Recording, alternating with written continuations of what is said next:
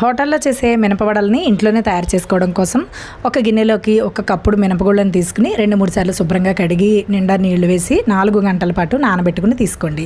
ఇలా 4 గంటలు పప్పు నానిన తర్వాత ఆ నీళ్ళన్నీ వంపేసి ఒక చిన్న మిక్సీ జార్ తీసుకుని ఈ నానిన పప్పుని 2 గుప్పెళ్ళు మొదట జార్లోకి వేసుకుని ఫస్ట్ నీళ్ళు వేసేయకుండా గ్రైండ్ చేసుకుని తీసుకోవాలి. మొదట నీళ్ళు వేసేస్తే సరిగా నలగదు, అలాగే పలచనైపోతుంది. ఇలా ఒక్కసారి గ్రైండ్ చేసిన తర్వాత ఈ విధంగా నలిగినట్లు ఉంటుంది కదా. ఇప్పుడు దీంట్లోకి 2 లేదా 3 చెంచాల నీళ్లు మాత్రమే వేసుకుంటూ మెత్తగా గ్రైండ్ చేసుకుని తీసుకోవాలి. ఇక్కడ చూపిస్తున్నాను కదా, ఇన్ని నీళ్లు మాత్రమే వేయాలండి.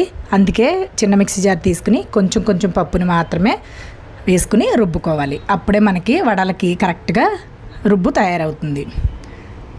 ఇలాగే 2-3 సార్లుగా రుబ్బేసుకుని ఆ మినపరుబ్బుని వేరొక మిక్సింగ్ బౌల్లోకి తీసుకోండి. మీరు ఒకేసారి నీళ్ళు వేసేసారంటే పిండి పలచనైపోతుంది, వడలు వేయడానికి రాదు. ఇలా మొత్తం రుబ్బుకున్న ఈ మినపరుబ్బులోకి రుచికి సరిపడా ఉప్పు వేసి అల్లం, పచ్చిమిర్చి, కరివేపాకు, కొత్తిమీరని సన్నగా కట్ చేసుకుని వేసుకోండి. అలాగే 1 టీ స్పూన్ జీలకర్ర వేసుకుని చిటికెడంతా వంట సోడాని వేసుకోండి. వంట సోడా వేయడం ఇష్టం లేకపోతే స్కిప్ చేసేయచ్చండి, కానీ చిటికెడంత వేసుకుంటే చాలా ఫ్లఫీగా వస్తాయి. ఇవన్నీ కూడా ఈ మినపరుబ్బులోకి బాగా కలిసే విధంగా చేతి వేళ్లతోటి అడుగు నుంచి పై వరకు బాగా కలుపుకోవాలి. ఉప్పు ఇవన్నీ పదార్థాలు వేసిన తర్వాత ఇలా మినపరుబ్బుని కలిపిన తర్వాత మరింత లూజ్ అవుతుందండి. అందుకే మొదటే గట్టిగా రుబ్బుకుని తీసుకోవాలి.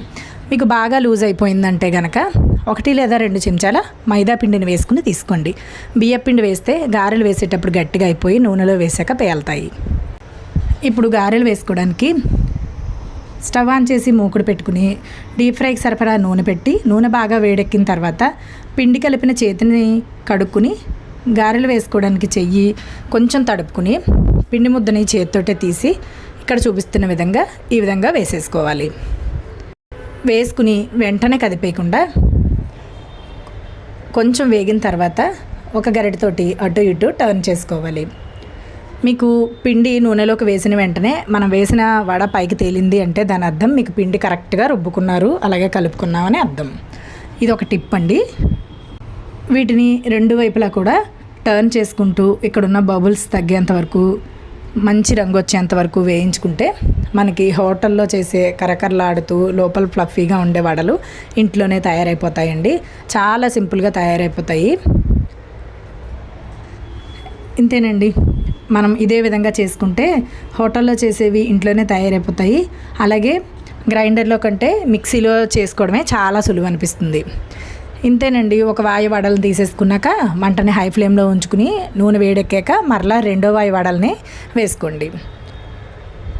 ఈ వీడియో చూసి మీరు ఇంట్లో ట్రై చేస్తే మీకు ఎలా వచ్చిందో నాకు తప్పకుండా తెలియచేయండి. ఈ వీడియో నచ్చితే ఈ వీడియోకి ఒక లైక్ చేసి మీ ఫ్రెండ్స్ అండ్ ఫ్యామిలీకి షేర్ చేయండి.